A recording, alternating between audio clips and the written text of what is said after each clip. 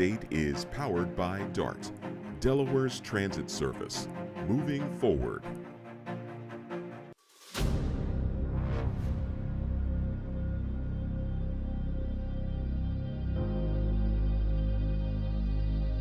And what's up, everyone, and welcome inside our DETV Wilmington studios, back for another edition of DETV Sports. The usual crew and my usual partner, Matthew Maurer, joining me here on a Monday evening. We are back after a few-week hiatus there. Oh, yeah. And we are deeper into the NBA playoffs. We have a lot to talk about here coming up. The NFL schedules have been released. NFL playoffs heating up. We have our conference finals matchups in both the East and the West.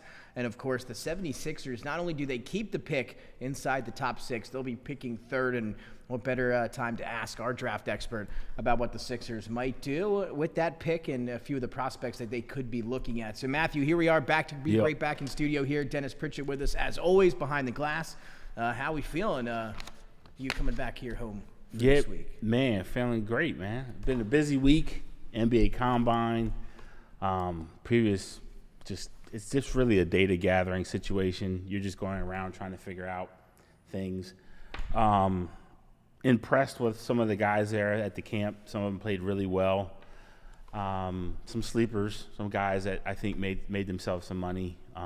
And some guys are going to have some serious conversations. I mean, for example, Yaxel Lindenberg, who was at UAB, he's got I think it's anywhere between $3 to $4 million NIL deal with Michigan.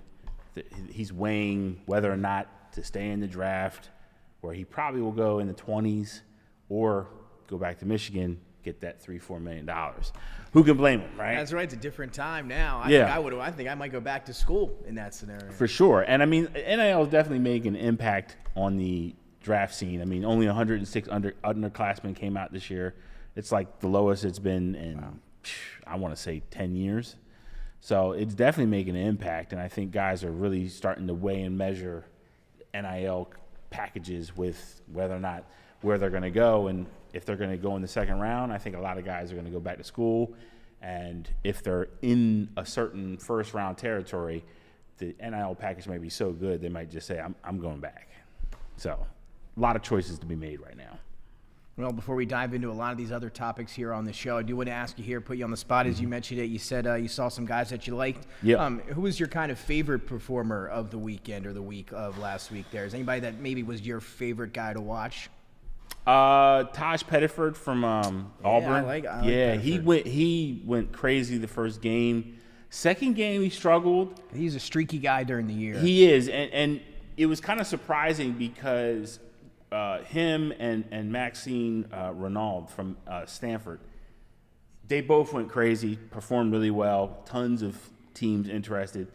Renard said, I'm going to pull it. I'm going to not participate anymore. Yeah.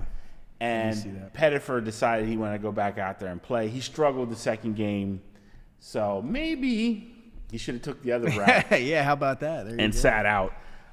But yeah, I think it was overall really good for those two prospects out of everybody. Yaxel Lindenberg, like I just suggested, he's another guy that I think performed well. A couple of overseas guys, I got some eyes on them. But, I mean, for the most part, there weren't any, huge surprises or guys coming out of left field that got themselves some status. I mean, pretty much everything went kind of according to what you think. Well, of course, we all remember a short period ago, the Florida Gators, national champions. Chinyelu announced today he'll be returning to school, so he's withdrawn his name. Mm-hmm. And now we're awaiting Alex Condon. So I haven't heard anything personally. We'll see what Condon decides to do. I think in between, 25, 31, maybe late first, early second. We'll see for him. Again, if I were him, I would go back to school for another year, maybe polish up a little bit. But we'll see what he decides to do here with the Florida Gators. So just your guy Elijah Martin was down there. Oh yeah. How'd he look? I'll tell you what, the athleticism off the charts. Is it like that in person? No. Because to me, I thought his strong suit might be the athleticism, maybe not as skilled as some of those other guys. Yeah, I think that was the problem. Yeah. I think he is a physical specimen. He's really solidly built, strong. Sure. Great vert. I'm right. Sure. I think the problem was when it came to guarding guys, he kind of had to clutch and grab, push guys, use his body more. A little height-wise, a little smaller. Yeah, I think he struggled a little bit. But I mean, look, it overall, I just really think this kind of speaks to just how much power mid-majors had that we missed out on with the tournament. I mean, he was at Florida Atlantic. Yep. Golden was there. He was at Florida Atlantic. John L. Davis. John L. Davis was there. He was at Florida Atlantic. So that's 3 guys that are at Florida Atlantic that, went to, Arkansas, Michigan, and Florida and did really well and earned themselves all invites. So, yeah, I mean, great situation. Tamar Bates from Missouri, I think, played really well. He hustled the long way around. He actually went to Portsmouth, got an invite through there, went to the G League Elite Camp, which also was held the previous, Friday before the combine. He earned an invitation there, and then went to the combine. Performed really well. So he hustled the hardest out of everybody. And we're going to touch on the NBA draft here throughout the show because the Sixers, we're going to talk about the draft lottery. But one last question for you before we move on. And again, another personal one for me here. Walter Clayton Jr. What a performance he had in the tournament. We're going to remember that for a long time, that championship run. His stock has really risen here. Maybe not quite in the lottery talk yet, stuff like that. Where do you see him right now as a prospect? I mean, for me, I think the bigger question for him is going to be defense. Oh, yeah. Yeah, I mean, I think that's been the bigger issue. Size shot making, yeah. He's got shot making. I think he's one of the better shooters in the draft. I think the bigger problem is going to be positional strength. I mean, he's going to be playing point guard. Doesn't really have, I don't think he has natural point guard skills. I think he's more of a cut net Stephen Curry mold where he's a little bit of a combo guard who happens to have point guard size. I have him, probably in the 20s, mid 20s to be exact. I think with some guys pulling out, I think he could rise up. So I don't think he's going to be mad at all come draft day. Again, also another guy like as we move on, Will Richard, 2A player there as well. We'll see. I think he had a pretty good showing there as well. So we'll touch on that, maybe the Sixers a little bit later on. But now let's dive in to our show here tonight. Again, putting Matt on the spot with a little NBA draft talk there to begin the show. So that was not in the script for tonight. So thanks, Matthew, for doing that. And now let's jump in to our NFL schedule release. Again, last week was the big day. It's so many teams in different ways and varieties sharing their different schedules. A lot of fun ways. Maybe, Matthew, if you saw a bunch of those, we'll ask you maybe your favorite in a little while. But it's like a holiday on the NFL. They really get this thing to go a year round. They do a really good job at the marketing and all that. So this was a big day, and it was just the schedule release from last week. So let's go over now. Dennis, if you could put the image on the screen. This is 1 through 32 from easiest to toughest in terms of strength of schedule. This one from Warren Sharp, and then we'll kind of subsidize it for you all here in a moment. So to start it off, before Dennis puts that up there for you, 1 through 32. The 5 hardest go as this. These will be the teams there at the bottom of your screen. The Giants come in with the toughest schedule. These are based on records from last year. Giants, Browns, Lions, Eagles, and Vikings with the 5 toughest schedules.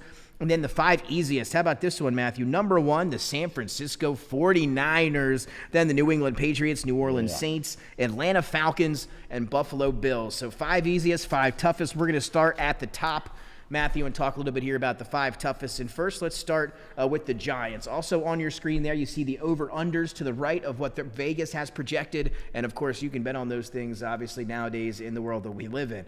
So San Francisco, they're the easiest sitting up there. 10.5 is the win total for the Niners this year, Matthew. We'll talk about that in a minute. We're starting them at the bottom. The Giants, a rough year last year. They took a lot of heat in the front office, losing Saquon to the Eagles. They go on to win the Super Bowl. And then they're able to have the number 3 pick in the draft. They could have Abdul Carter, who I think we both really like out of Penn State, a top pass rusher in this class. And then they trade back into the first round. They give up a couple picks to do it, and then they get Jackson Dart. So they got a potential quarterback. Rumors coming out of New York last week, they said, I guess not rumors, this was said at a press conference, is that if everything goes as planned, they have Russell Wilson, they have Jameis Winston, Jackson Dart shouldn't see the field in his rookie year. That's from the mouths of the Giants. So, again, I don't know. Again, they're not striving for success, maybe in this year upcoming. Not a lot of aspirations there, if that's what they're saying, or maybe they think Russell Wilson get the job done, and maybe they're just talking, as what they think they should say. Either way, 5.5 wins for the Giants, and they get the toughest schedule in the league come next year. Could be brutal for New York. Do you think we see Jackson Dart at all? Again, their bye week, it's weird too, Matthew. Week 14, usually if you have a bye week around 5, 6, 7, 8, it gives you a little time for that little bridge gap with a week to insert a new quarterback. Week 14 bye so late in the season, you might not see that here with Jackson Dart. What are your expectations for the Giants? Over-under set at 5.5 in the toughest schedule in the league. A lot of new pieces. I think they'll be in like 4 4 wins. Under, can take the under. Yeah, I'm taking the under. And, I'm not a favor of this red shirt philosophy that some teams use with quarterbacks. You take a quarterback in the first round, you got to eventually see what you got. I'm not saying start them out from week 1, but you definitely, I would think before the year is up, they need to find out what Jackson Dart is struggling with in the pro game and what his strengths are. So that's just my philosophy. And again, people like to bring up Alex Smith, Patrick Mahomes. Hey, he sat behind Patrick Mahomes. That Kansas City was a playoff team, during that tenure. They weren't trying to. I mean, they were already winning games. You look at the Giants; they haven't won anything yet. So again, they're not saying they have a sense of urgency, but it's been a rough couple of years for the G-men. And now, the fans kind of like what they did this year, so we'll see how long it takes for them to make that switch. But not an easy start for them here in 2025. Check out this schedule coming up here for the Giants. Commanders, Cowboys, Chiefs, Chargers all in the first week. Then they got the Eagles, Broncos, Eagles, Niners, Bears, Packers, Lions, Commanders again, Vikings, Raiders out in Las Vegas, and then Dallas. So a bunch of tough teams there for the Giants. We're going to continue here quickly on the Browns. Matthew Shedeur Sanders signed his 4-year contract today. $4 million to $4.5 million. We're looking for him to make the roster. I know I believe he should have been a higher draft pick. I think you do as well. We'll see if he ends up being the starter in Cleveland. Not too much to say there. We got the Browns' second hardest schedule. Not sure who that quarterback's going to be. That room is wide open. Joe Flacco, Kenny Pickett, Dylan Gabriel, Shedeur Sanders. The list kind of goes on and on there. Going to be a tough year for the Browns as well. They're Giants, Browns. But then how about this? Lions, Eagles, Vikings. 3 teams that were in the playoffs in the NFC last year. Now with the 3 toughest schedules here following the Giants and the Browns. Eagles have 10 matchups versus playoff teams, Matthew. That has never been done before. They have no back-to-back home games throughout the entire season, so no back-to-back weeks in Philadelphia. And Nick Sirianni, though, congratulations to him, did sign his extension today with the Eagles, so congrats, Nicholas Sirianni. But no back-to-back home games, Matthew. 10 matchups versus playoff teams. It's going to be tough for the Birds next year. No, I don't think so. As long as Saquon stays healthy, they're in good shape. Now, I will say this. That is probably the one worrisome part of this harder schedule. Usually when you play a harder schedule, you're playing against more physical defenses. If I was going to take away anything from that as an Eagles fan, I would be a little bit more worried about Saquon's long-term health for the season. Last year, great. He was healthy. We don't know if this is the new Saquon going forward or if this is, a situation where, like any other year, he's out a couple games. We don't know. So, hope for the best. But I would say definitely if I'm part of the Eagles staff, I might cut down a little bit on his usage rate. I think that will be an issue.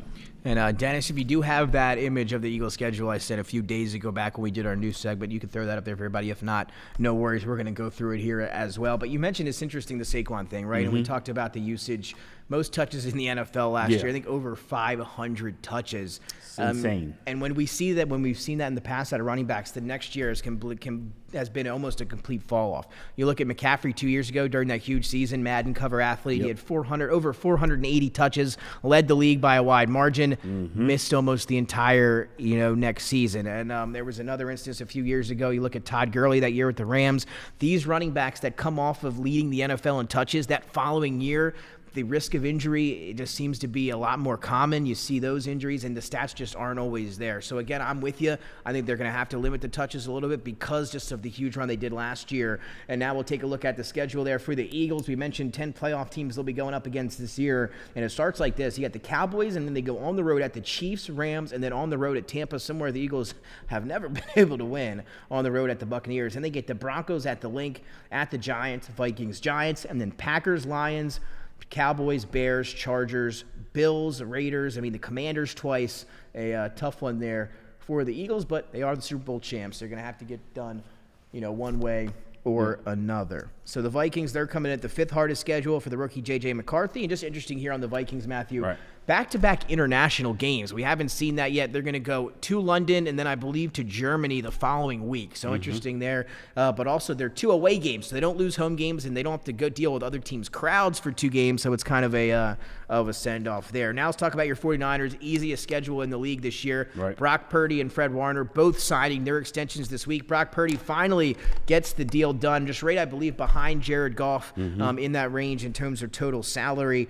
$853,000 is what he made during that rookie contract. That is up, and now he has signed a 5-year, $265 million contract, $181 million in guaranteed. Highest paid player in 49ers history. Now that's to the point we are here in the NFL in 2025. Yeah, so man. your initial thoughts on Purdy? Fred Warner gets locked up. Do you think the salary was about right for Purdy there, around the 8-9 range in the NFL? I mean, unfortunately, this is the state of the NFL right now. These quarterbacks, they're getting these kind of contracts. I mean, like I've seen Cam Newton come out and make his statements about Brock Purdy being a game manager. I've seen other people make statements about Brock Purdy being a game manager. Here's the thing, and I'm not saying by any stretch that Brock Purdy's not a game manager. He very rightly could be one. But all you can do is take what a person has done and say yes or no. And Brock Purdy's a known commodity. The 49ers know what he is. To go out into the draft where we've seen if you take a quarterback in the first round, you basically have a 40% chance of hitting. They didn't want to do that. They had to address defense. Defense, we hemorrhaged a lot of losses this year on the defense. So I think our first 5 picks were like defense. So we had a lot to do this year. So obviously, look, people can say what they want. I'm not a fan of overpaying quarterbacks. I'm not a fan of taking guys who I think might have a limited talent and give them huge dollars. But look, it's kind of the nature. I mean, he was a 7th round pick, last pick in the draft. And, look, whether you think he's a great player or not, at the end of the day, we've seen guys like Kirk Cousins make almost $1 billion being a, middle-of-the-road quarterback. Right. And, look, I don't know if Brock Purdy's mid. I think this is going to sound crazy. I think his arm talent is mid. His brain is where the difference is. I think Brock Purdy is really good at processing and really good at figuring things out. That's where he differs. I agree with Cam Newton. I agree with a lot of people that he may not have the $1 million arm and he may not have the ability to extend plays the way that some elite quarterbacks can in this league. The one difference I will say is he is different upstairs. He's a lot harder to beat the same way each time. Each time you play Brock Purdy, and if you notice, teams that have come against Brock Purdy, when they've had success, they usually don't have success a second time around using the same schemes. He usually does well adjusting. So, look, Brock Purdy's got a lot of people he got to prove. He got to prove me wrong. I was not a big, guy about giving all this money, but I do understand it's a business. I understand at the end of the day, you got to reward guys for what they've done, and he's done it. He does. Now, again, he'll get some weapons back this year. CMC, Brandon Ayuk, who was healthy there for the early last year, but then went down with the ACL. So we'll see, again, trying to improve that offensive line, improve the defense. We'll see what's in store for the 49ers come next season. Second easiest schedule, the Patriots, the Saints, the Falcons, and how about the Bills at number 5 with the 5th easiest schedule that's crazy. In the league there. So we'll see Josh Allen coming off that MVP award. What happens with those teams there? Falcons, I'm eager to see how they do as well. Michael Penix, Drake London and company. We'll see how the defense is there in Atlanta. So that takes us to the spring meetings, Matthew. They start tomorrow. They are in Minneapolis. Obviously, if you remember, the Tush Push was one of the things that was brought up at the meetings a few months ago. It was pushed back to today. So it was said back then that the league only had half the votes, so they pushed it to the next thing, which is what they usually do to try to give themselves the time to find those very votes. So we will find out Tuesday, Wednesday, if in fact they did find them and on what basis they plan on maybe banning the Tush Push. So you can share that tweet up there on the screen now. Proposal to, or actually no, Dennis, we're going to start with, we're just going to go with the push tush right now. We're all over the place here on a Monday evening.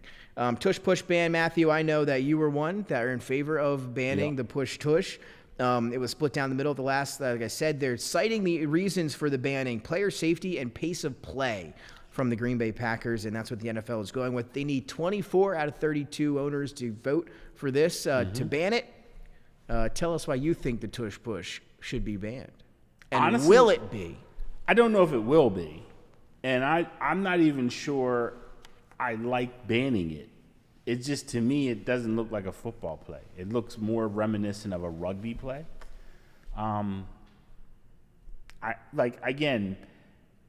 people, if you're an Eagles fan, obviously you're against the ban. I get it. But honestly, just looking at it from just a football standpoint, it's a rugby play.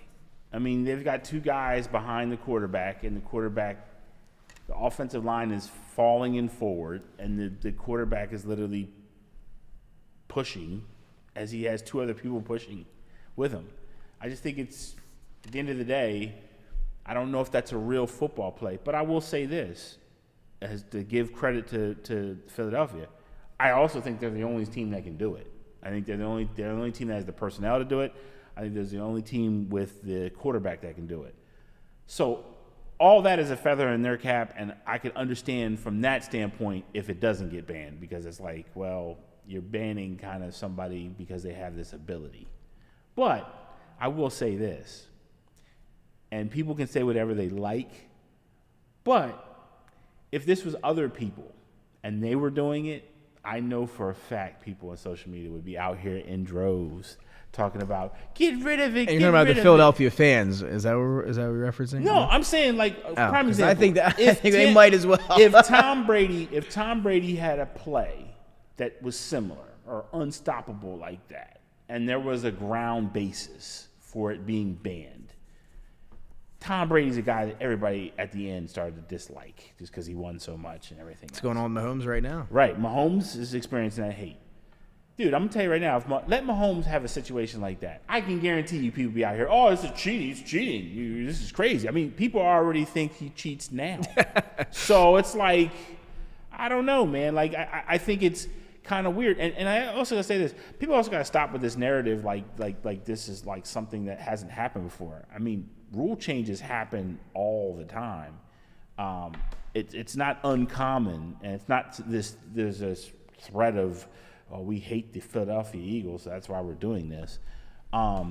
Sometimes I just think NFL teams don't want the situation to be a rugby, and maybe they want to and look, we can say whatever we want. The NFL is a copycat league. If one person's doing it, eventually it's going to get its way to other teams, and when other teams start doing it, and people then start having more success doing it, I think you're going to see people say, like, I don't really like this move. So, I don't know, man. Right now it's one person doing it, right?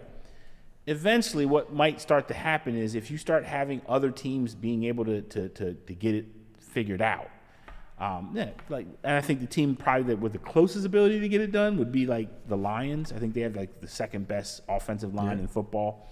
They don't have the quarterback to do it. But let's just say they had a quarterback that was, low to the ground, powerfully built. And I think they have already a great running back to push from the behind. So, I just think if certain circumstances were set up and people started having more success with it, I think people wouldn't be so up in arms in Philadelphia. I think people are up in arms in Philadelphia because it's your specialty. It's like the Philadelphia cheesesteak for you guys. It's a slam dunk way to put up 6, and I get it. And I'm not even mad that a Philadelphia fan would say they don't agree with it. I'm okay with that. I totally understand. But I'm just saying that from an owner standpoint and from a league standpoint, I wouldn't want that style of play to be something that infiltrates all these other teams, because if that starts to happen, then it's like, well, we go from having either a running back get the ball or a pass play to now we're 4 yards into the red zone from getting a touchdown and we're just doing tush pushes all the way through. Like, I don't know. I mean, I do two things. I mean, I do think it should be allowed to stand, and we made that clear here over the last couple months. But I sat here, when we sat here on the show the first time, and I said, it doesn't matter, what I want, what Philly wants, or what the Eagles want. It matters what the league wants and what the owners want. And I said it back then, and I'll say it again here. I think it's going to be banned. We have a tweet come up here that we're going to show you in a few minutes from Ian Rappaport, the NFL Network, and what he thinks could happen.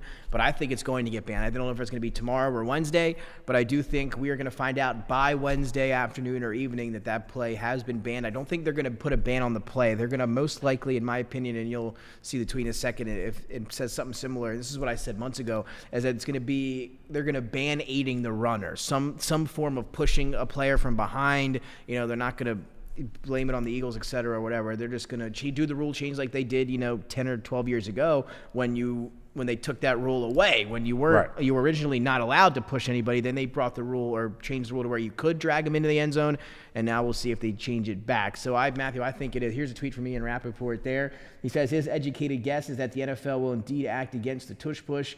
He said there will be new language against any player pushing or pulling another. And I'm not sure the league wants to specifically ban the play. That is what I said. They're just the mechanism that it's used on. I mean, like, look at this photo right here. I mean, you've got 27. I think it's 27. That says that Barkley, and then I don't know who the guy next to him is. That Goddard. Goddard and Barkley. Yep. So you got Goddard and Barkley right there, two powerfully built guys that really know how to push. And then you have probably, I would argue, one of the strongest quarterbacks in the league. If not the strongest. Again, how is that a football play to me? It just doesn't look like a football play. And with the push, and I'm glad you mentioned that, because if the push was taken away eventually, like earlier, and then they brought it back, well, that lets you know that it's not against Philly, that they did have this rule where you couldn't aid the runner. Now, and then they brought it back. So I don't know, man. Like, I get both sides of the argument. I really do. Mm-hmm. It's just, to me, I don't know, man. Like, to me, I think there's an issue when you're having two guys literally push a guy forward, and I just don't know how a defense. Like, honestly, as a defense, I don't know how you can stop that. I don't know how you could prevent injuries.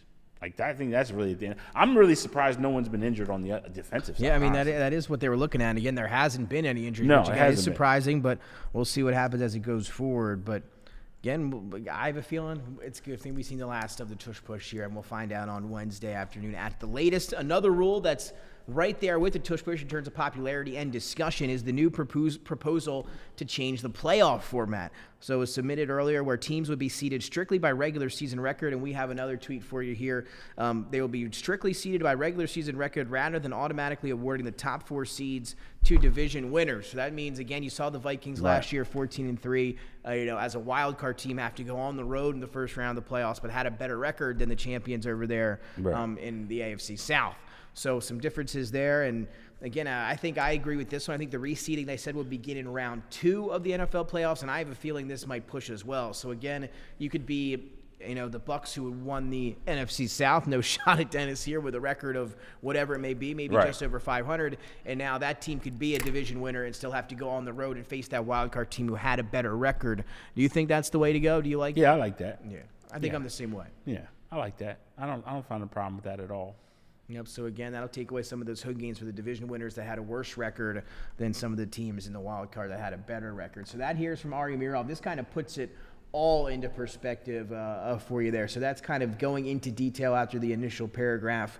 Like I said, I think Matthew and I both agree. I would assume Dennis agrees with us as well. Just kind of makes things, a little bit more clear in the playoffs. Again, the Vikings went 14-3 last year, but because the Lions won the division at the same record, the Vikings at 14-3 had to go on the road against the Texans team that did not have a 14-3 record, and they were out in round 1, were the Minnesota Vikings. So we'll see if that changes going forward. We're both all agreeing with it. So that has to do it for our NFL wrap-up talk. They had the rookie premiere stuff this week. We're getting into through rookie mini camp, and then regular mini camp just around the corner. We'll be back in with some of our summer stuff when training camp starts in a month or 2 here for the NFL. But now, Matthew, let's head to the hardwood, and let's talk now a little bit about the NBA and something you know very well in the NBA draft. And the Philadelphia 76ers, we've been sitting up here for a long time. It's been a rough season here in the area for our Philadelphia 76ers. The only bright spot early on, Jared McCain was on his way to potentially being Rookie of the Year, and then devastating injury there with that knee injury, so he had to miss the rest of the year, and then from that point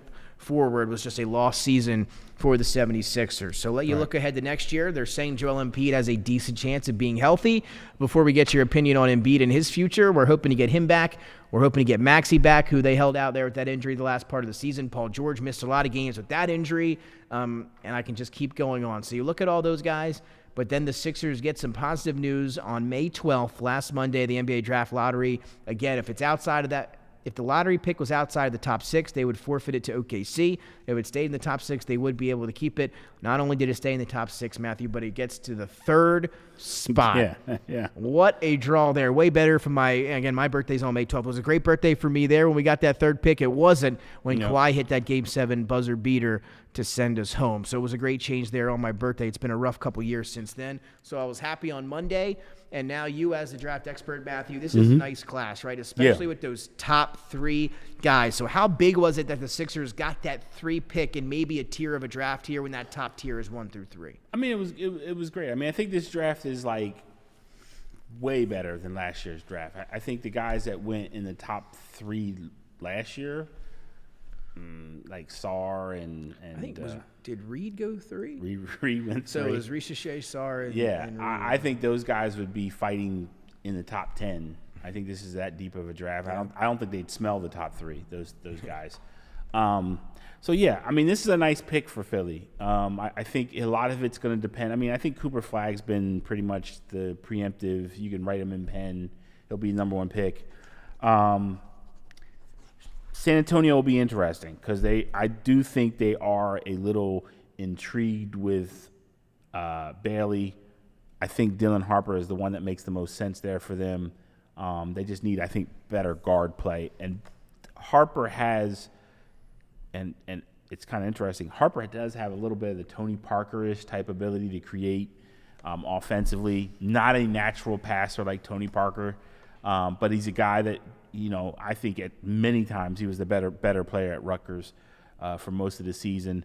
But I mean, I guess that is also the biggest issue with Amari Bailey and Dylan Harper is that you have 2 talents that are probably going to be in the top 5 of the draft, and yet they didn't even make the NIT. So let me ask you about that, because I've actually had discussions with other people about that, and some people that don't pay attention to the game as much as we do, or you and I, but they look at it from that perspective. They're like, hey, I watched the tournament this year, for looking at a mock draft for the first time, and they go, who are these guys? And I didn't even see them play in either tournament, and here they are at the top 3 picks.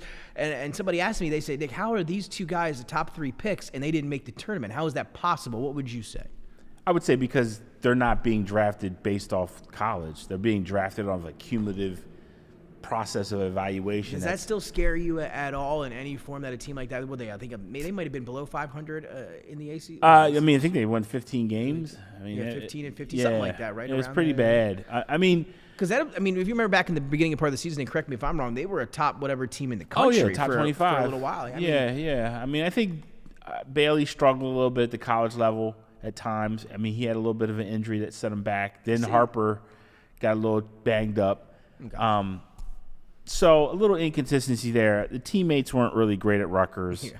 I think Rutgers really blew a lot of their NIL budget getting those 2 guys there. I don't think they really had a lot left to give other people. So the talent level was not great at Rutgers with the other players. But I will say this, in all fairness, and this is something I've been talking about for 6-7 years now. The NBA draft has come to a part where it's not like college football with the NFL draft. A lot of these guys are being evaluated as early as their sophomore to even some guys, even freshmen in high school. And that process of scouting has had this cumulative effect that comes all the way up after they have their year of college. I mean, there's going to be guys in this draft that, like Taj Pettiford, I think only put up 11 points a game. He didn't have a phenomenal year. But, again, he's another guy that had this cumulative evaluation process that happened over a course of 4 years. So that's kind of how the NBA draft works. I always say this. Some people disagree. A lot of the scouts I talk to agree fully with what I'm saying, and that is the NBA draft is for tomorrow while the NFL draft is for today. When you draft guys in the NFL, you're drafting them off today's value for what they can do right now. And if NBA, it's more of what you project that player to do in 2 to 3 years. So that's the difference. And now just take a look once again, talk about the draft overall as a whole. We mentioned that top 3 tier of those top 3 guys. Sixers are in that top tier with that 3rd pick. Now, universally, you mentioned Cooper Flagg to Dallas. Before we move on from that 1 pick, what was your reaction to the Dallas Mavericks getting the number 1 pick with that 1.8% chance? I mean, what a season. They trade Luka Doncic, and we've seen this before, right? The Cavs, LeBron leaves, they get the number 1 pick, right? There was another instance that's Derrick Rose in Chicago with the Bulls. I mean, you mentioned that one as well. So, like, there are instances in the NBA where this has happened, and the Mavericks, a 1.8% chance, and now they get Cooper Flag after the Luka Doncic deal. Shaq came out in an interview that came out today or yesterday saying that David Stern asked him where he wanted to go before he went number one to the Orlando Magic. He said, Shaq, hot or cold? And hot or cold city, where do you want to go? He said, hot. And he said, Orlando it is. Is there any part of your mind, and again, I like to play conspiracy theorist here every now and then. Yeah. Does any part of you think that's a little odd there, that the Mavericks got the number one pick and that this has happened in, other drafts, and then Shaq comes out and says that? I mean, I see both sides of it. I mean, I've on some level, I'm like, it's kind of ridiculous. It's ridiculous. I couldn't believe it. It's like, really? Like, I was stunned. And then on the other end, when you hear people talk, you're like, yeah, I get what you're saying. So I don't know. Part of me will say this, and I think this has maybe been the biggest problem with the NFL, the NBA. I think that this is the part the NFL has right versus what the NBA does wrong. The NBA did this process because of Ralph Sampson in '83. Ralph Sampson caused a lot of tanking.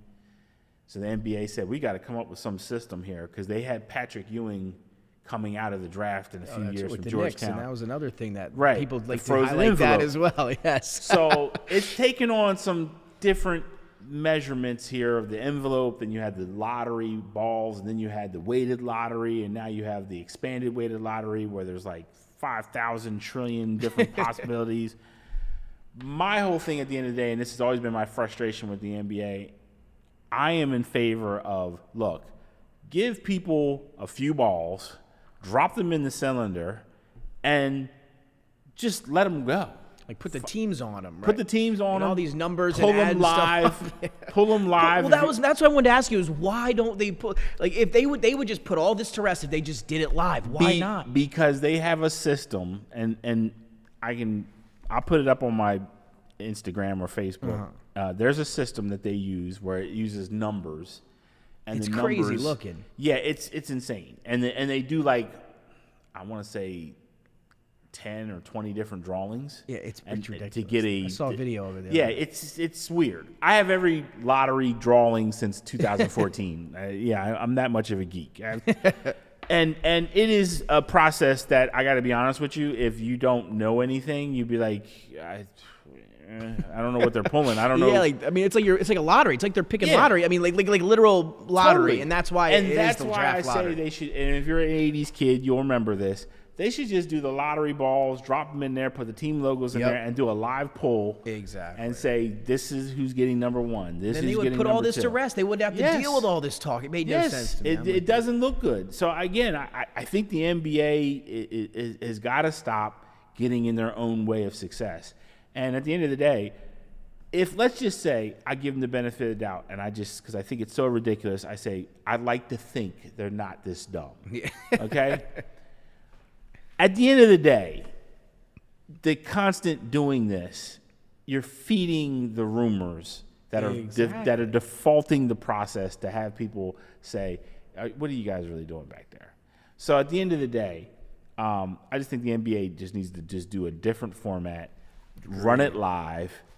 Instead of doing the drawing and then the reveal, do the reveal and the drawing at the same time in front of everybody, and then we put all this to rest. Yeah, and then you wanted to deal with the backlash or any of this. Exactly. I mean, it's been crazy since. And one last thing, I just want to say this too.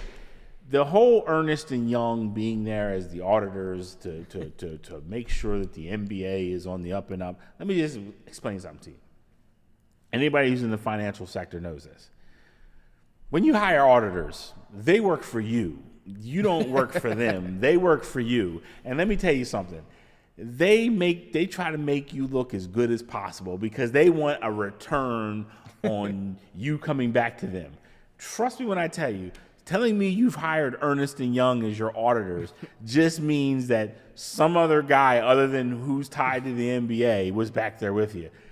That's all you're telling me. You're not telling me anything else other than that. So this whole idea that, like, Ernst & Young is going to flag them if they do something inappropriate, They're not. Okay? It's not like it's the gaming commission of the federal government sitting there like, what are you guys doing? What are you doing? What is that? They're not doing that. That's not what happens. It's an auditor from Ernst & Young who probably doesn't really understand the process themselves. So, again, at the end of the day, it's nonsensical. I just wish the NBA would just do us all a favor, make it simple, and just be done with this.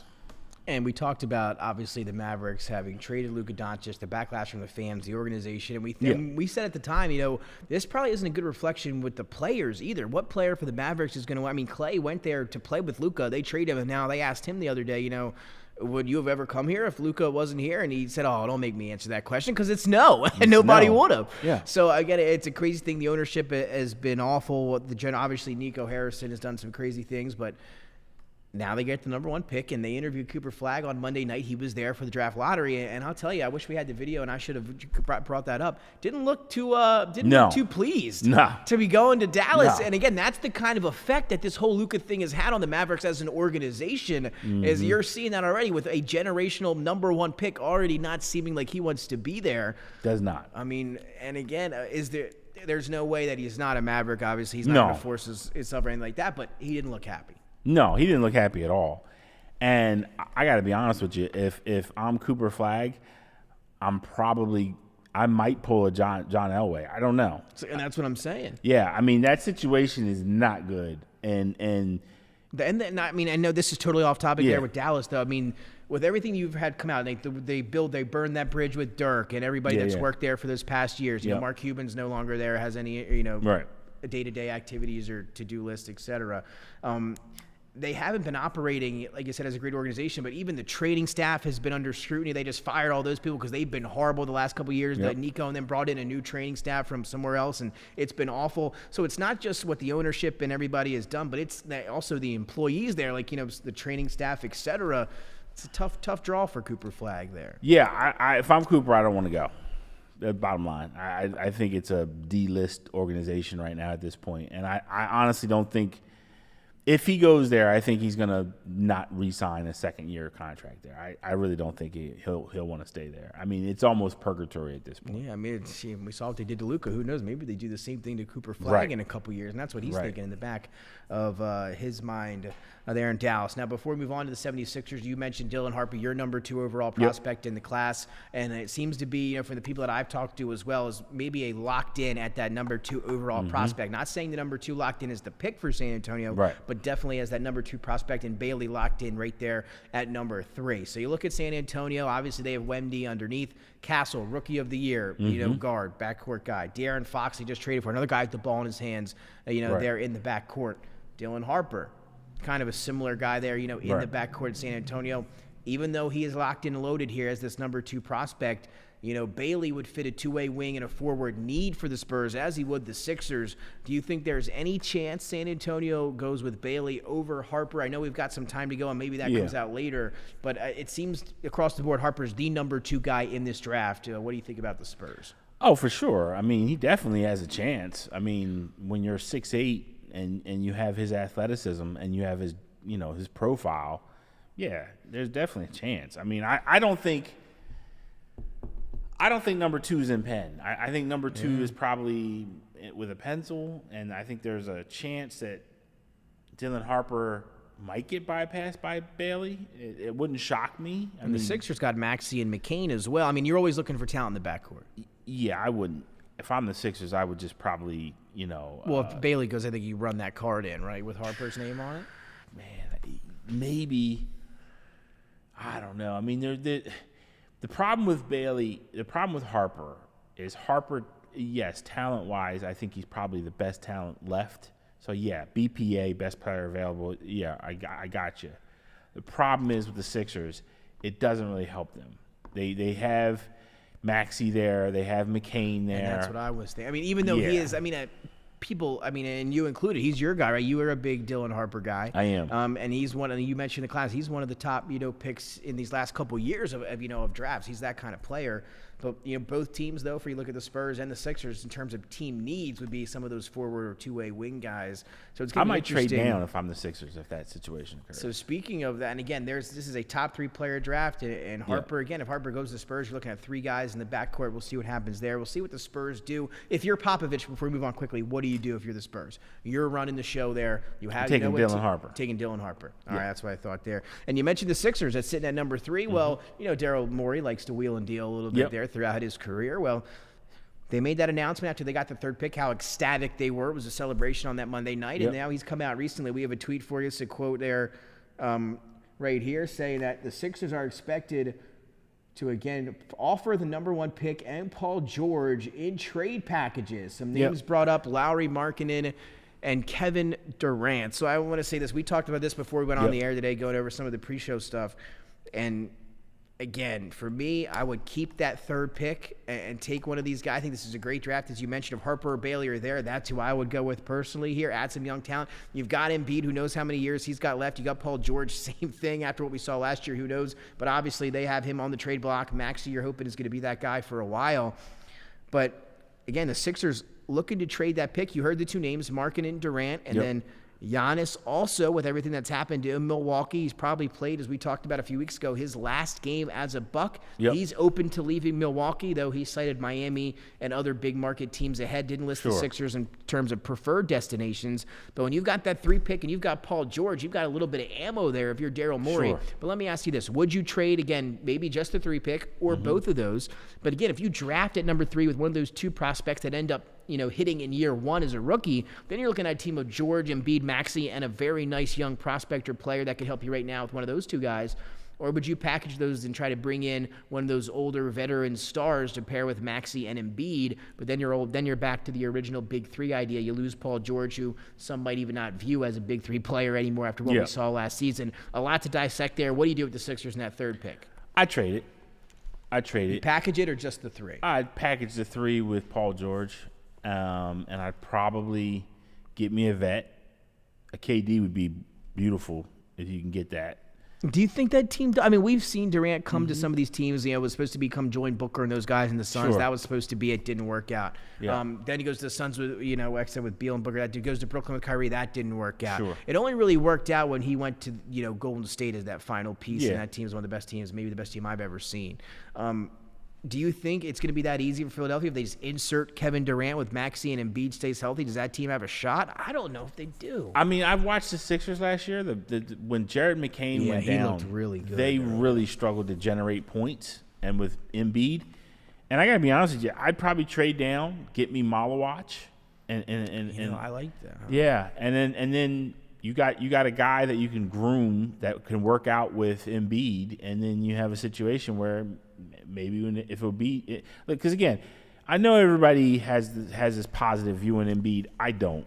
I think Embiid, whether people like it or not, I think he's done being elite.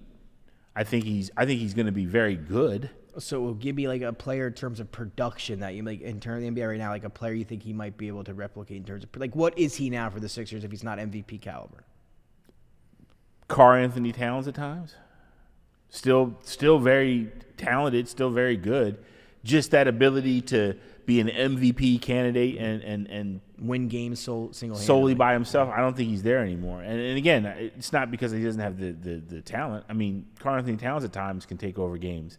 It's just, for me, I think Embiid's body's going to start portraying him a little bit. I don't think we still understand what even happened last year. Like, what happened? Like, what even happened? Yeah. It's all a blur to me now. I come into the season, he goes in the Olympics, he wins a gold medal, plays every game, starts every game for almost every game for Team USA, and then all of a sudden the season starts and he misses. It was a very weird thing to see, and it was just a very bizarre situation. Like I said, it's all in a blur to me right now because of how quickly things were over before it even started. I mean, this might sound crazy to some people. I'm not against trading Embiid, keeping George, and seeing if you can get. The Lakers have been one of the teams that I don't know what they have. There's a few teams that there were people. Well, sure, about. Lakers are trying to desperately get anything. You would have to. The team would have to have a lot. Yeah, I mean, you would have to get a. But that's the thing. If you were looking last year, I think we talked about this, and I brought this up on the show a year and a half ago, maybe 2 years ago. I have to go back and find it.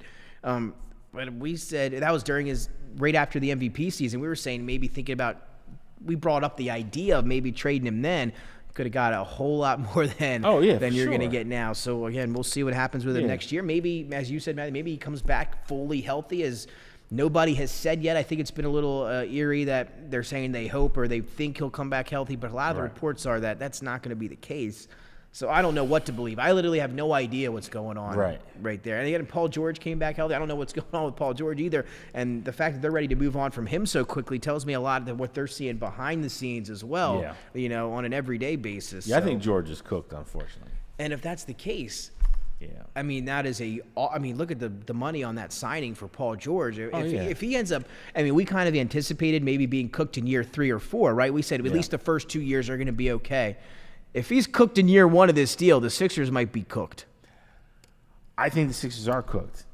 I think they got to get rid of Morey. I don't think he's that great of a GM. I really don't. I've been waiting for people to tell me where they see this. And I've historically been a Daryl Morey defender throughout even in Houston with what he was able to do there and et cetera. But I'm losing. I don't want to say losing faith, but I'm losing steam on my defense. I mean, I don't know, because he's had opportunities now these last couple of years, and some of the deals have been good. Like you look back and you think about it, maybe you would have liked to re-sign Harden with what he's did, but then again, you saw what he did in the playoffs, and he again laid an egg in Game 7, et cetera. You think about the Paul George deal, then some of the plus things he did, trading Ben Simmons. I don't know how he was able to do that still. That's still looking like a miracle worker there. That's a fact. But there have been some recent moves lately, though the drafting of Maxey and McCain have been good. So we'll see what he does here with the 3rd pick. But they haven't been out of the 2nd round. So how much praise can you give the guy? No. I mean, again, and that's the problem with Morey. I give him all the credit with McCain. I give him all the credit with Maxey. And to your point, some of his deals have been great. The problem is, it hasn't resulted with the talent that we were seeing. Like, I see Maxey, I see a young, talented guard that I think could be a multiple all-star. Yeah. I see McCain, I think you're going to have a good third wheel there. Yeah. That at times can have this Austin Reeves-type flashing scoring ability. I see Embiid, I saw a generational talent. Embiid, I just don't think his body is at the point where he can do this for couple more years. I said it years ago. I said we've got a small window. You have to get it done. Got to get it done. And they didn't get it done. And I think the window. There's a chance that window's closed now. If it ain't closed, it's definitely halfway down. So we'll see what happens again. Not a great outlook here as of late for the Philadelphia 76ers. But again, that 3rd pick is good news. So we'll see maybe some sun at the end of the tunnel or some light at the end of the tunnel. We'll find out here for the Sixers. Some other guys, though, before we close out that they said to have been looking at for the 3rd pick, and obviously Bailey being number 1, VJ Edgecombe, Trey Johnson, Malawak, and Knipple. So the other guys that they would look at for that pick. How do you feel about Trey Johnson?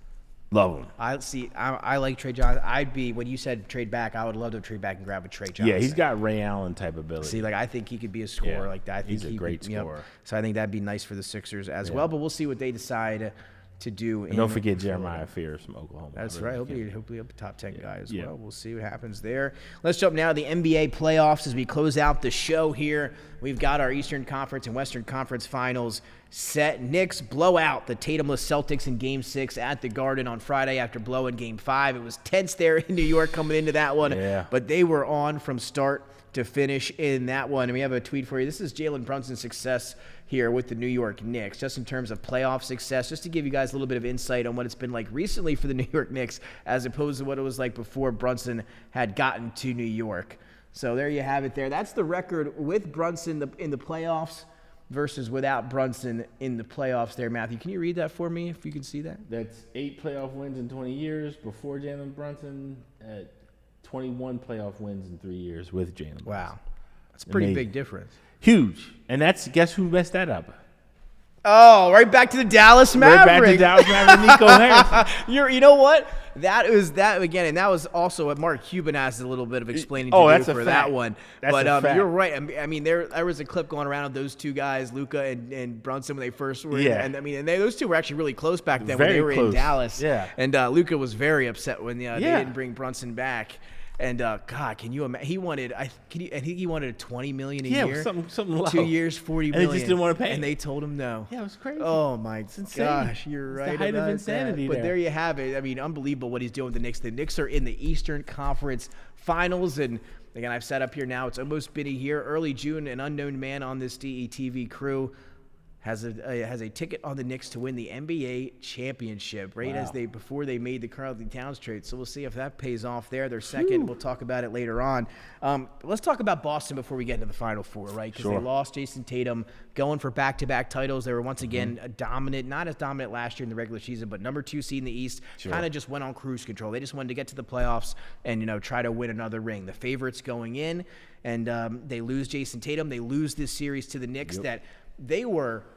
I think we talked about it 2 weeks ago on the show. Massive favorites heading into this series. I mean, I couldn't even believe the numbers of how they think they were minus 900, the Celtics insane. to win the series. Yeah. So they no Nick respect heading into this one. The Celtics blow 2 20-point games in the first 2 games of the series in Boston, and Knicks are able to send him home. So let's dissect it here.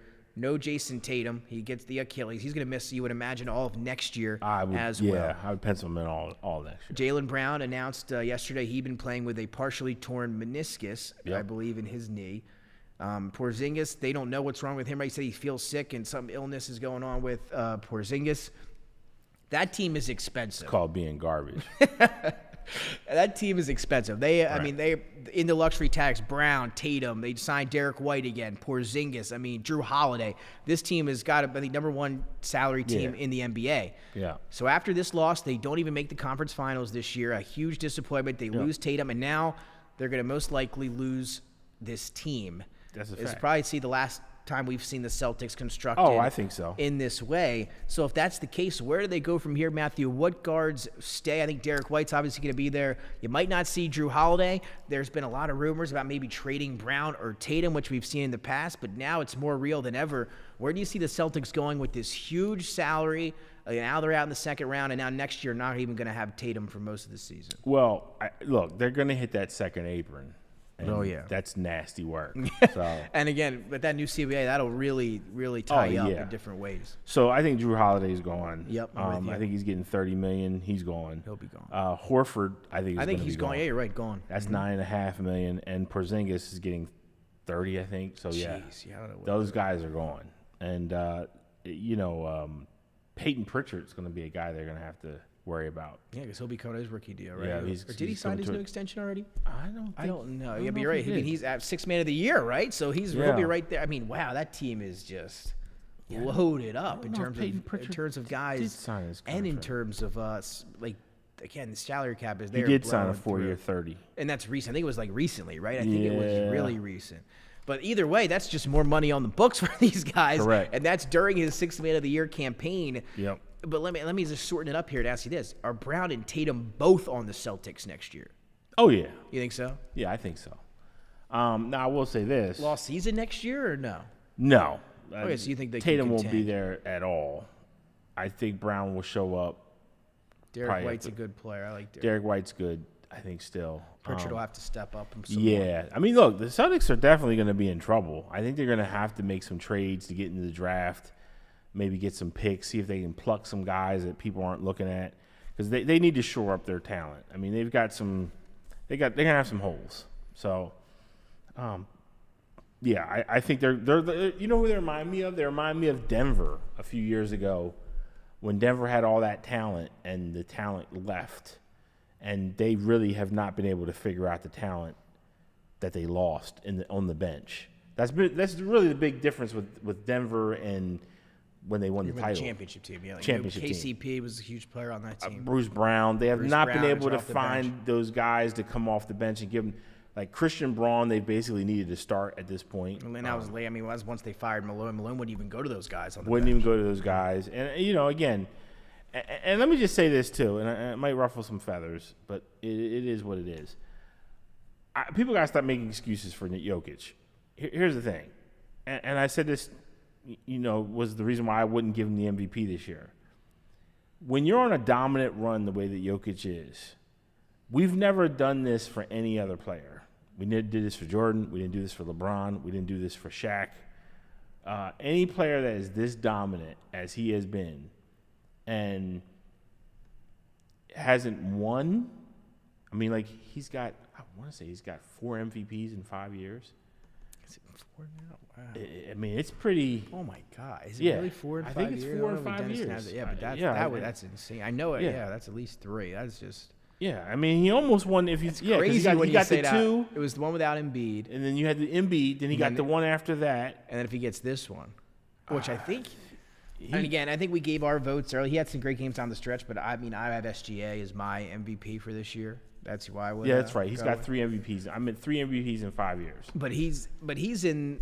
Like, he could. There's a chance he wins this one, so it would be 4 in 6 years at least. But there's a chance. But for me, I got SGA this year. How do you? Yeah, I got SGA as well. Yes, I mean it's. He has had an interesting run, but again, yesterday you saw Alex Caruso get put on. OKC can change the script from Game 7, complete defensive switcheroo for them. They had Caruso guard him. And he really, just completely shut down that offense. I mean, I don't know if we've ever seen a guard Jokic before like this, especially one like Caruso, but he gave him fits. But maybe that's the prototype. This is why I have said repeatedly why he's not in my top 5 all time at center. I have Jokic in my top 10, but I don't think he'll ever get in the top 5. I think it's an impossibility. First of all, he doesn't do anything on the defensive side. And number 2, I don't think he's as dominant as other guys. I mean, you're talking about Shaq, you're talking about Hakeem Olajuwon, Wilt, Kareem, David Robinson. I mean, those guys on both sides of the ball were problems. And look, again, no shade to Jokic. I think I have him in the top 10 of all time. He's the reason why George Mikan's gone. I mean, so hats off to him. I think he's an all-time great. But when we're talking about that center position is, I would say, per legacy, per stats, per accolade, it might be the heaviest position in all of sports, other than maybe quarterback. So I don't know if he can squeeze it much farther in there. But again, I struggle with him just because I don't like the fact he clearly does not try on defense. It drives me crazy. I also have that criticism about Luka Doncic. So again, it's not just him. There's other guys I've had this criticism about. But I mean, look, they've also, to be fair to Denver, they've had some injuries. Michael Porter Jr. is just racked. Like he's going to have a lot of cleanup surgery. He barely could put his arm over his head. Like, he's got some issues. Aaron Gordon was beat up. Most of the season. I can't believe he played yesterday. Yeah. They said the odds of him playing were like 0. I mean, he had a hurt hamstring 60 hours prior. Yeah, like, it was not a low grade. That was a high grade hamstring, and I mean, he didn't do anything explosive in the game yesterday, but just shocked he was even out there. Yeah, and again, and Jamal Murray, I think, is the biggest reason why they haven't been able to repeat. Murray just has not been able to turn in those performances that he had earlier. And as consistently. Yeah, as consistently. And some of it's because Murray is a chronically injured player as well. Yeah. So, and again, we talked about OKC. They put Caruso on him. I mean, Denver runs their offense with Jokic. Not, as you mentioned, Shaq. He's not one of those guys that hangs out in the block, right? He runs the offense, top of the key, at the free throw line. And again, when they needed him one-on-one with Caruso to dominate, when you get that matchup, they were trying to prevent the flow of the offense. You need to take him down the block and score, right? That's a fact. They weren't able to do that yesterday. No. So, again, that's just, goes to, so you talk about dominance. That was something he didn't have, at least in that game yesterday. I don't know how we got off on the Nuggets tangent, but they got blown out. I mean, from start to finish, Thunder just sent them home. Game 7, it wasn't even close.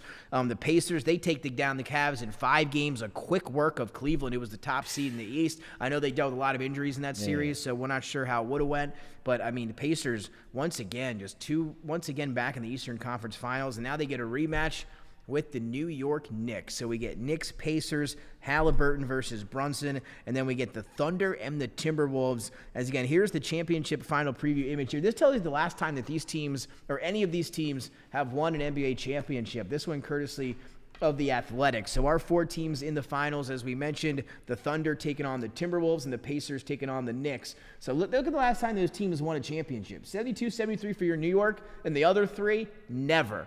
Yep. So we are going to have a new, long-awaited champion this year in the NBA. And now we'll show you the odds to win the championship as we are down to our final 4 here going forward. So the Thunder, they were in a Game 7 yesterday, the last of these teams to wrap up their series. But if you look at these odds that we're going to put up, they are still the favorites. Odds-on favorites to win it. -180, I believe that says there on the screen. And then the Knicks and the Timberwolves and the Pacers. So, Matthew, I asked you this. We have our conference finals set. Yep.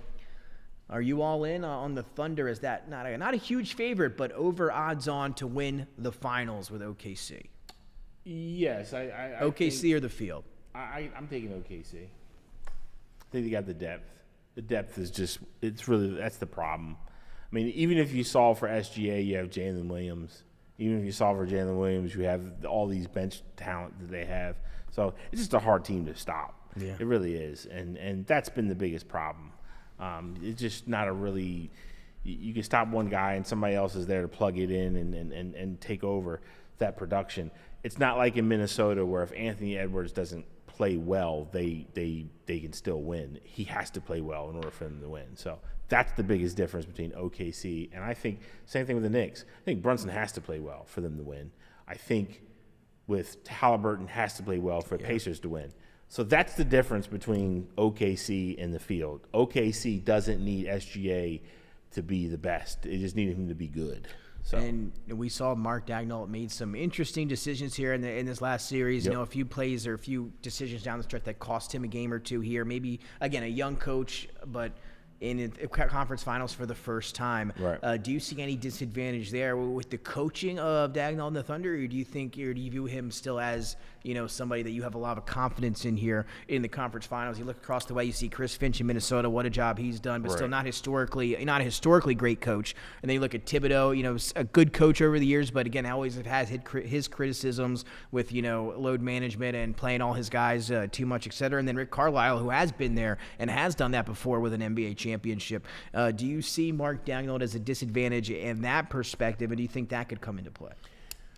No, I think he's still in a good situation. I mean, the OKC got really strong assistant coaches. They have Dave Bliss, they have Mike Wilkes, and they have Chip England. He's been coaching for like 25 years in the NBA. So I still think the coaching staff will help him in those shortcomings that he has, if there are any. But obviously, yes, out of all the coaches, he's probably the one that's probably the most untested. Yeah. But he's also the one that has the most talent. So before we move on to Dennis's question of the night, and we'll wrap up today's show, Indiana Pacers, back-to-back trips, Eastern Conference Finals, coming into the playoffs, a team that, people knew of and watched of, but didn't really think anything of again, even though we've seen success from them in the past. What are your thoughts on Indiana? Are obviously they a team that is for real? Is Halliburton that good of a player? Is it Carlisle? I mean, they've got talent. Nembhard's been great. Siakam, they get a lot of contributions up and down that roster. They do. What is it about Indiana? Are they for real here? Are they a team that's going to be in this the next couple of years? I mean, back-to-back conference finals appearances. What do you think about them? Last year everybody kind of thought it was luck, right? Well, I'm not a fan of Halliburton. I don't know. Wow. I gotta be honest with you. I'm not a fan of Halliburton. He's like the new era of Dame Lillard. I can't I can't wrap my mind around it. I have a lot more faith in Siakam than I do Halliburton. I think Halliburton's done well. He's played extremely well, actually. So I don't really have any criticism towards him. And obviously Nembhard, whose brother played tremendous in the Combine as well, Ryan. Nembhard has been a steal for them. They got him in the second round. Fantastic. He's been fantastic in pick and pop and great at passing, and he just knows his role when he plays it very well. I was going over these stats, and it was said somewhere the other day. Nembhard, I think, is like a 25% three-point shooter in the regular season. The last 2 years in the playoffs, he's shooting over 50% from. I've never seen. I mean, the stats are insane. I've never seen anything like that before, or anybody to do that before. So it is kind of crazy. But I did want to get your opinion on the Indiana Pacers, and now we get Halliburton versus Brunson again. That's a little bit of a rivalry there. Knicks and Pacers go back sometime. Reggie Miller. But they didn't have Karl Anthony Towns. That's right. Exactly right. So let me ask you again. We talked about the unknown man on this set's ticket a little bit earlier. I'm in on the Knicks. I'm rooting heavily for the Knicks here throughout the rest of the way, and that's as a Sixer fan. I also just think, the Knicks, I like fan bases that have that dedication and really root for their team. So I'm rooting for the Knicks from this point forward. Give me your NBA Finals, what you want to see and what you think we'll see. For me, I'd like to see New York and Minnesota. That's what I'd like to see in the final. I've seen Anthony Edwards versus Jalen Brunson, but I think we'll get Knicks Thunder. What do you think? And what would you like to see? I would like to see Knicks Minnesota. Yeah. But I think we'll get OKC in the Knicks. So we're both counting out the Pacers again. Yes. We've done it before. We've been wrong before. So we'll see what happens there with Indiana and New York. But we're both going with OKC and the Knicks. And then, Matthew, you're going to take the OKC Thunder. I am. To win the championship. I think the Thunder are the better team. Yeah. It's incredible. I don't know.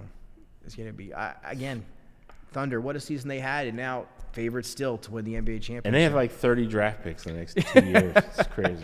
They are insane. But they don't have the Sixers, and that's all that matters for them come next year. Dennis, now let's get to the end of today's show with your question of the day. Got a lot in today. Great show. Are superstars still the key to winning championships or depth and chemistry? I'm going depth and chemistry. I used to be a big three guy, Matthew. I was get the stars. You remember a few years ago, I was all for Durant, Beal, and Booker, and we were kind of wondering who was going to play point guard. That was our only thing, and they were an 8 seed and didn't make the playoffs, or 2 years in the play-in. Right. So now we've kind of seen that change since the Durant-Curry era.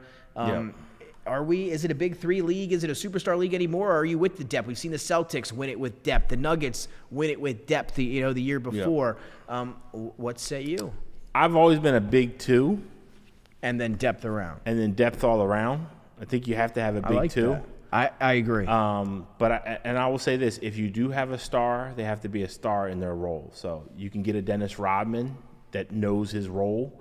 Draymond back in the day. Draymond Green back in the day that understands his role and maximizes it. But you got to have a big two. Agreed. Whether it's Pippen and Jordan, Kobe and Shaq, you got to have Isaiah and Joe Dumars, Bird, Stephen Clay won one without everybody before You that. got to have a big two. I've always felt that way. You got to have a big two. And then if you can get the depth 100%. around them, you're going to win, I think. I agree 100%, and we'll see now what the Sixers do in a month and what they do here in the offseason. A lot of question marks there. The NFL schedule's released. We went through that. So, Matthew, closing words here today. Anything for everybody at home? Solo camera. Yeah, so here's the thing. I see the WNBA has started their season. That's right, so have I. It seems like they got some fans now. Huh? They seem to have some fans.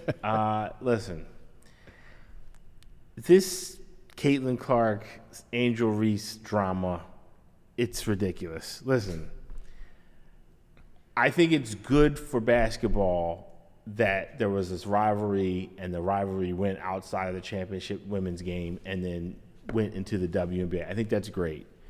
I think the biggest problem is the stardom of Reese did not follow her into the WNBA. I think she's a quality player. I think she's going to be a good player. I think she'll even be an all-star. She's just not on the talent level that Caitlin Clark is, and that's okay.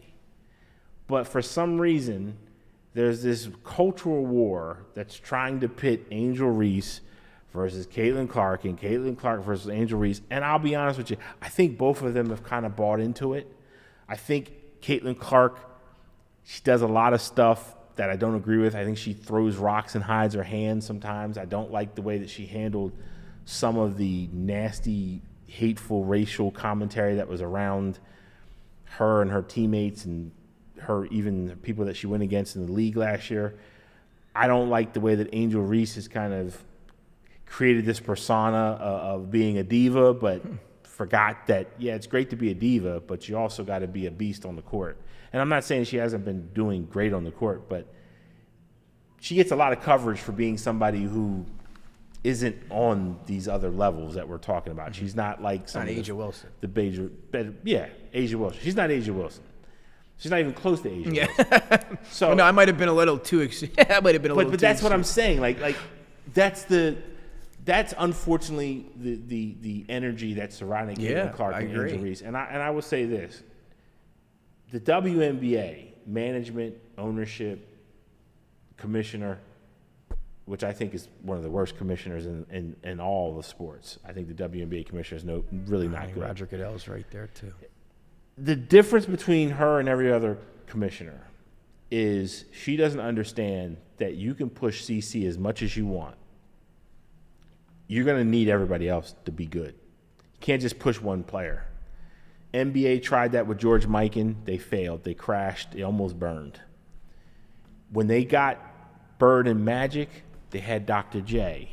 They had Michael Jordan that came down. Then they had Barkley. Then they had Karl Malone. Isaiah, too. Right? Isaiah Thomas. You know, they had all these talents that came in that synced in with the talent that came in. The WNBA has got to do a better job at stop pushing the narrative that it's Angel Reese and Caitlin Clark. It's Caitlin Clark. You got to start pairing her with other talent. And you got to start making Reese be this supportive player that she is. This whole narrative that we're continuing to spin the wheels of this drama is ridiculous. If the WNBA really wants to take their league to the next level, they have to understand that the key part of this right now is commercialization of their athletes and getting their athletes sponsorship in the eyes of the consumer. Because right now, most consumers know who A'ja Wilson is, but that's it. And they know who Caitlin Clark is. Yeah. And that's a problem. And again, and to your point, how about the Liberty, the defending champions, right? You haven't heard a thing about Haven't them heard to a start thing. the season, right? You Right. know, with Stewie and Sabrina and company. I mean, they're coming off a championship. Correct. And haven't heard and the Sky are just god awful. Yeah.